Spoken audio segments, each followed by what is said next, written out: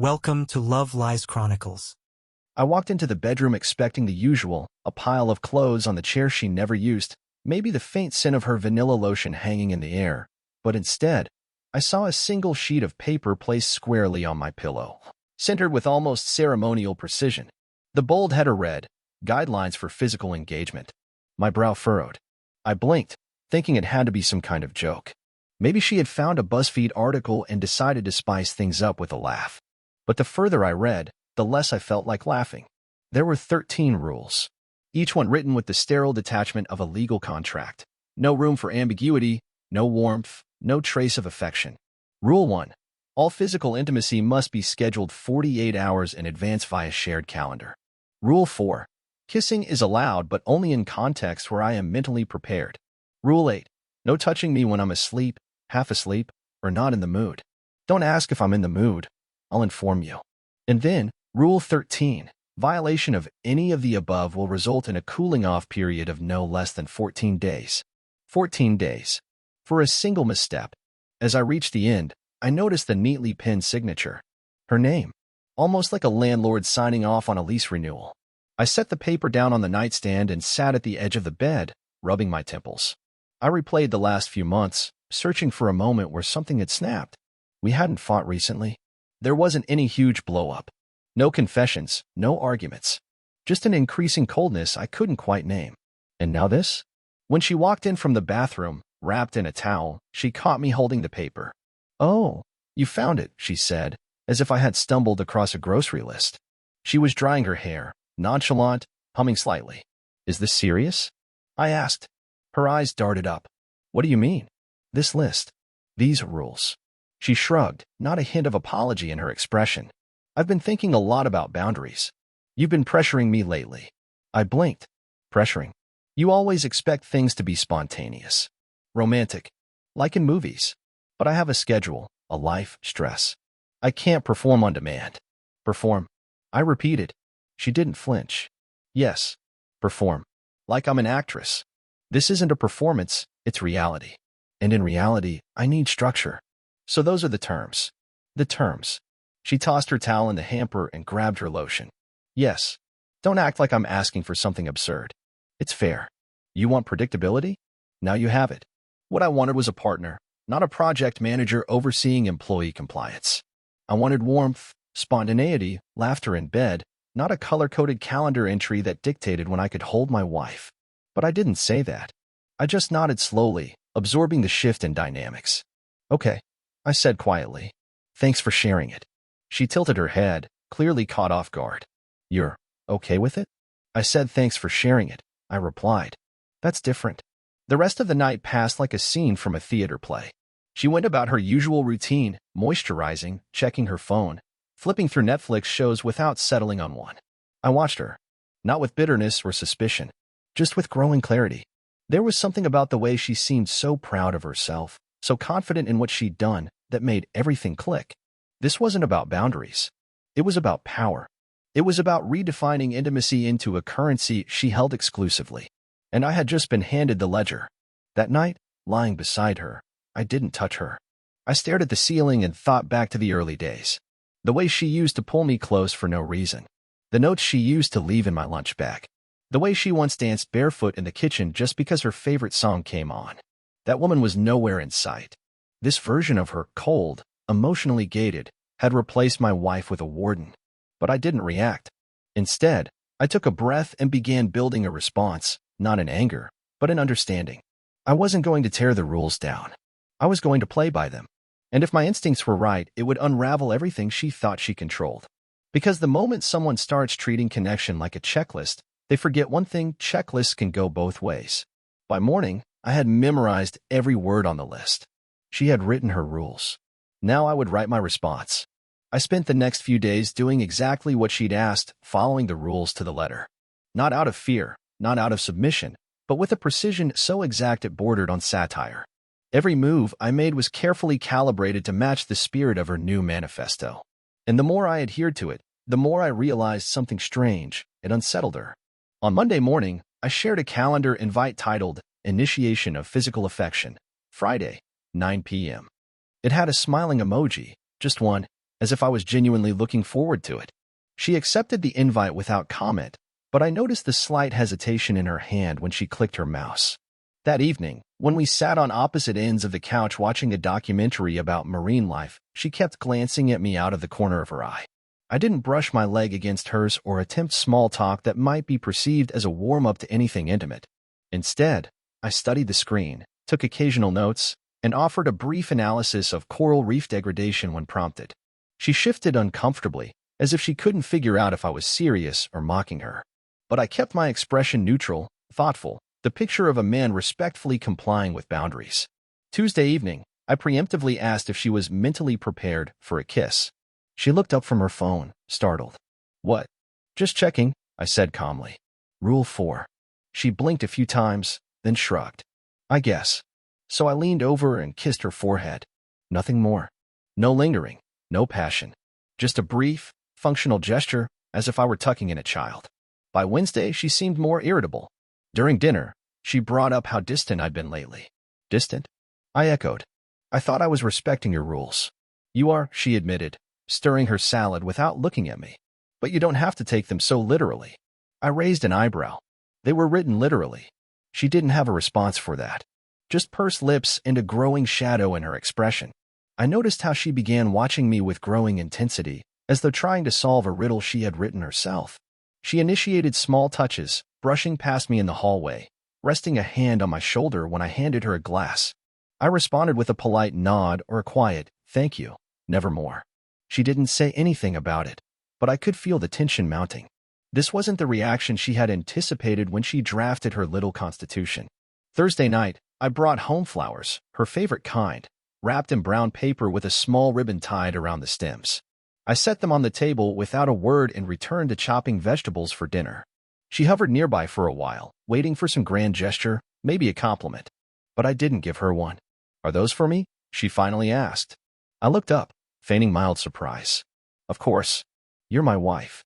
She smiled faintly, softened a little. "Thank you." "You're welcome," I said. "I scheduled it." She tilted her head. "Scheduled what?" "The gesture. Romantic token. It's within the guidelines. Noted as non-physical affection, spontaneous but pre-approved." Her smile faltered. And then came Friday, the night she had approved on the shared calendar. I made sure everything was exactly as expected: clean sheets, soft lighting, the scent of eucalyptus in the diffuser. I even played the playlist she used to love when we first started dating. She walked into the room in something new, something chosen carefully. "Hi," she said, her voice softer than it had been all week. I turned from the mirror where I'd been adjusting my collar and smiled. "Hey." She sat on the edge of the bed, fingers brushing the comforter. "So, are we?" "About that," I said, walking to the other side and sitting down. "I need to reschedule." Her eyes widened. "What?" I pulled out my phone, tapping into the calendar. "I've had a long day. Not sure I'm mentally prepared." "Are you serious?" "Very." Rule 3. Consent can be withdrawn at any time if one party experiences mental fatigue or lack of readiness. She stared at me. "You're weaponizing the rules." "I'm following them." She didn't speak for several seconds, and when she did, her voice was tighter. "You're doing this to prove a point." "No," I said calmly. "I'm doing this because I respect the rules you created. You wanted predictability, structure, consent parameters. I've adapted. Isn't that what you wanted?" She turned away, brushing hair from her face. Her shoulders were tense, like someone trying not to crack in front of an audience. I didn't push. I just stood, collected my book from the nightstand, and walked out without a backward glance. I didn't sleep in the guest room that night. I slept on the couch, and I left my phone on silent. Around 2 in the morning, I woke to find her standing over me, barefoot, wearing that same delicate robe. Her voice was quiet. "This isn't working." I blinked, bleary-eyed. "What isn't?" "This. You. Acting like a robot. I thought you wanted boundaries." "I wanted." "I don't know. Not this." I sat up. "So which part did you expect? That I'd chase you? That I'd break the rules you gave me just to earn a reprimand? Or did you think I'd refuse, so you could call me selfish?" She didn't answer, but she didn't move either. That was when I said the thing that changed everything. "Funny," I murmured, "how fast a woman can lose interest in her own rules when they stop being a weapon and become a mirror." She flinched. She turned and left without another word, and I watched her go, not with pity, but with quiet confirmation. I wasn't playing the game anymore. I was redefining it. And next, I'd find out who else had been playing it with her. The next morning, I woke up to silence, not the peaceful kind, but the heavy, unnatural hush that feels more like a warning. She hadn't come back downstairs. No coffee brewing. I sat up on the couch, my back stiff from the awkward position I'd slept in, and stared at the ceiling for a long time, listening. Eventually, I moved quietly through the house. I found her in the kitchen, sitting with her laptop and a mug of tea. She didn't look up as I walked in. I didn't say anything either. The temperature in the room dropped a few degrees. "Morning," I finally said. She sipped her tea and nodded once. "Morning." I poured myself a cup of coffee, but I wasn't thinking about caffeine. I was thinking about the night before. About the way her face changed when I quoted her own rulebook back to her. Something in her had fractured, enough for me to see beneath the smug surface she usually wore like armor. And that was when I decided it was time to test the depth of her game. Later that day, when she left for her usual Saturday brunch with the girls, I didn't believe it for a second. The timing had changed recently, the frequency too. She used to go once a month, now it was nearly every weekend. And she'd gotten lazy with the details. Short explanations. Once, she claimed she had gone with Michelle, but I distinctly remembered Michelle moving to Seattle months ago. That was all I needed to dig deeper. I waited until she was gone and opened her old laptop, the one she used to leave in the office before she got her new one. She hadn't cleared it out. That's when things started making sense. The messages were careful but not invisible. She hadn't deleted them because, I assumed, she never thought I'd look. Or maybe she'd gotten too confident in the idea that I wouldn't dare. But there they were, emails exchanged with a name I recognized. Colin. Colin wasn't just some random guy. He was an old flame. A guy she dated briefly before we met, but someone she always insisted had been a mistake. The last time I saw him, he'd made some half-joke about how I tamed the wild one. She laughed, but it never quite reached her eyes. Now here he was, back in the picture. The emails weren't overtly sexual, but they didn't have to be. The flirtation was there, between the lines, in the emojis, in the way she talked about our marriage like it was a boring meeting she had to attend. She called me predictable, rigid, and once neutered. What struck me most wasn't the flirtation, it was the confidence. She had framed me as the lifeless, over-accommodating husband who followed instructions like a wind-up toy. In one message, she actually said, "He's completely housebroken." I gave him a rule sheet, and he thanked me. And Colin? He played along, feeding her little fantasies about breaking free, teasing her with lines like, "If you were mine, there wouldn't be rules, just outcomes." I stared at the screen. It was something colder. I read through the rest of the thread, noting the way they always spoke in metaphors and code, probably thinking they were being clever. She had set the stage for herself to be the oppressed, misunderstood victim. And Colin? He was her co-star. That afternoon, I created a new email address. I messaged Colin from it, careful, casual. Posed as a woman who had heard about him through friends. Asked if he was involved with someone. Said I'd seen him in a few photos with a brunette and was curious. It was bait, and he bit quickly. "Yeah, I've been talking to someone," he replied the next day. "Can't say too much. Complicated situation. Married woman. But let's just say she's very ready to stop playing by her husband's rules." There it was. Confirmation, arrogance, and just enough stupidity. That night, I cooked dinner like nothing was wrong. She came home late, said the brunch ran long.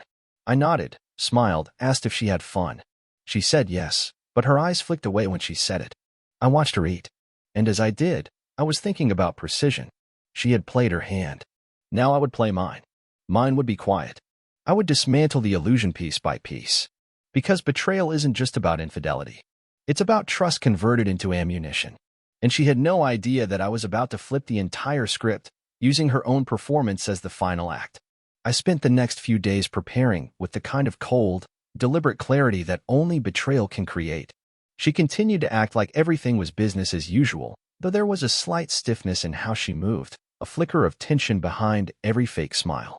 She knew something had shifted. What she didn't know was that the shift had become irreversible. I watched her closely.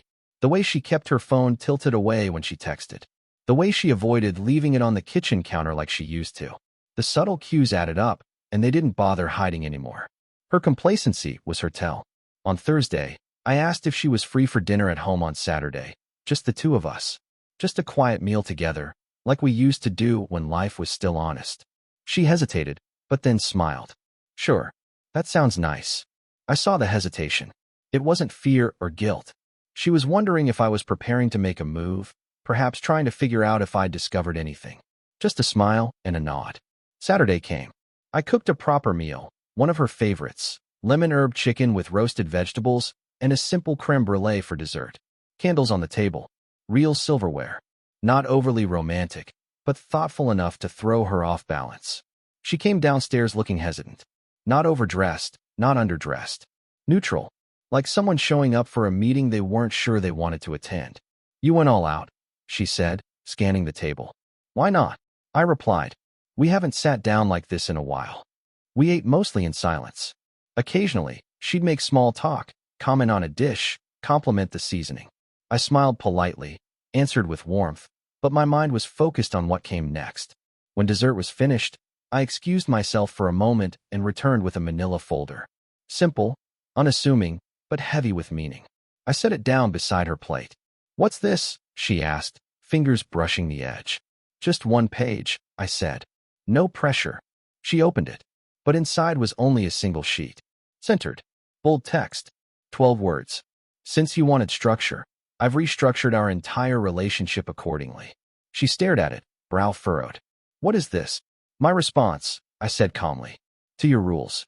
All 13 of them." She scoffed. "You're still upset about that?" "Not upset," I replied. Enlightened. Inspired, even. I reached into my back pocket and slid a second document across the table, a printed draft of a revised financial agreement. A breakdown of expenses, accounts, asset responsibilities, all itemized and separated, with clear, color-coded annotations.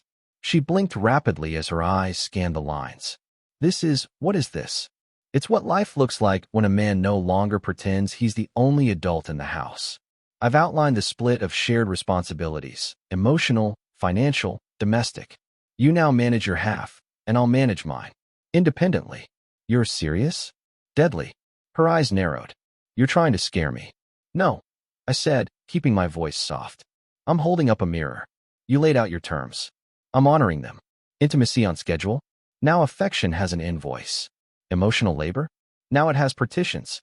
If we're going to treat love like a ledger, then we might as well balance it correctly. Her breathing grew shallow. I could see her throat tightening as she glanced back at the folder. "This is petty," she said. "No, it's precise. Like your rule sheet. You were quite specific about how and when I could engage with you emotionally, physically.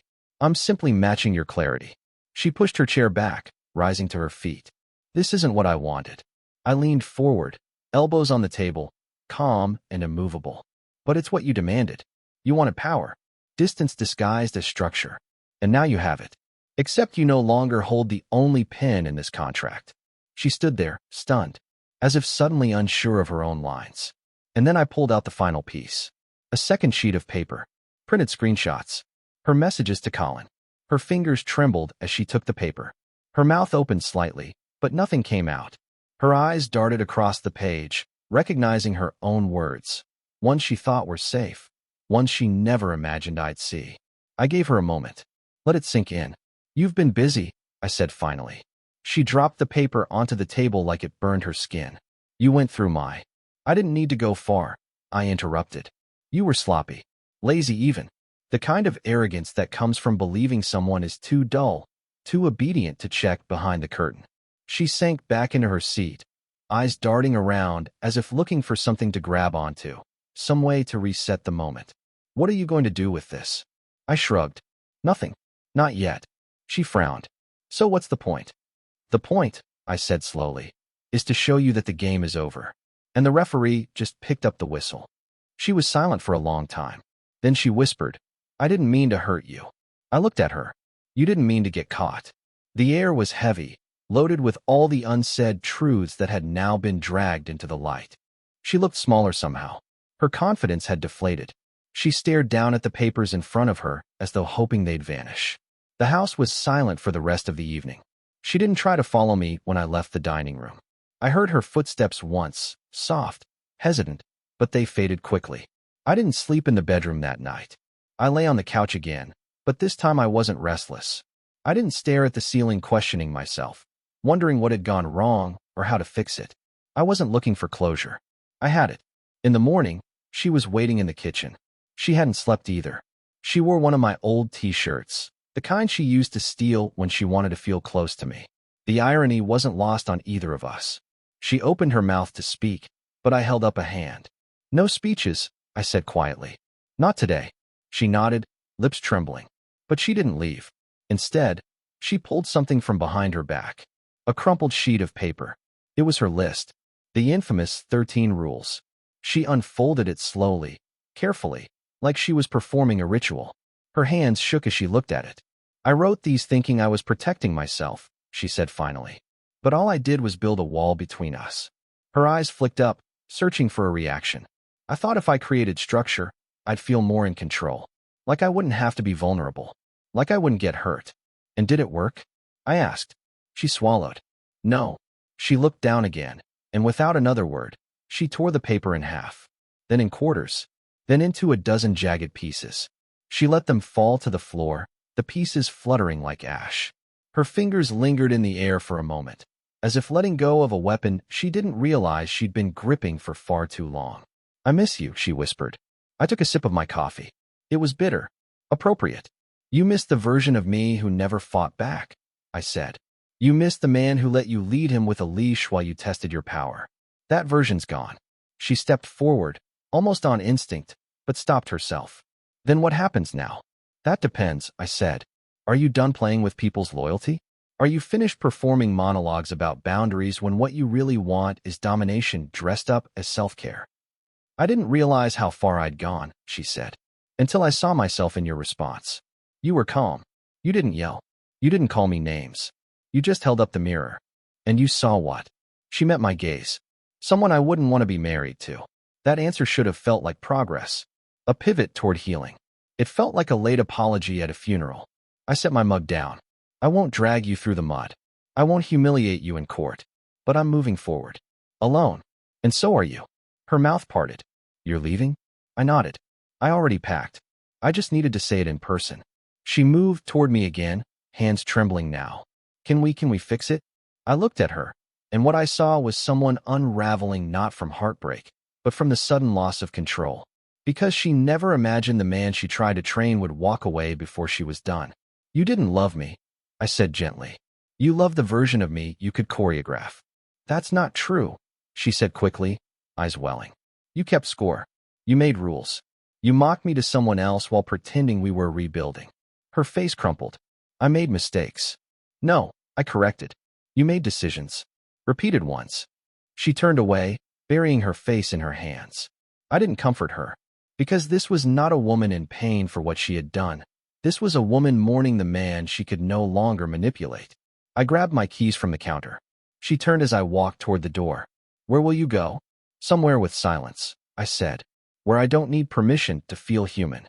She followed me to the porch, standing barefoot in the morning light, her arms crossed tightly around her chest. I never thought you'd leave, she said softly. I paused. You gave me the map. I stepped outside. The breeze was cool, the kind that carries away everything stale. I didn't look back. She was already behind me, in every way that mattered. The torn paper was still scattered on the kitchen floor, pieces of a contract that never should have existed. A symbol of control disguised as communication. Now nothing more than scraps. Later that evening, I left a note under her door. Just one sentence, handwritten and clean, even script. You wrote the rules. I just followed them until I didn't have to anymore. No signature. She'd know exactly who it was from. Dear listeners, please share your thoughts in the comments, and do not forget to like, share, and subscribe to the channel.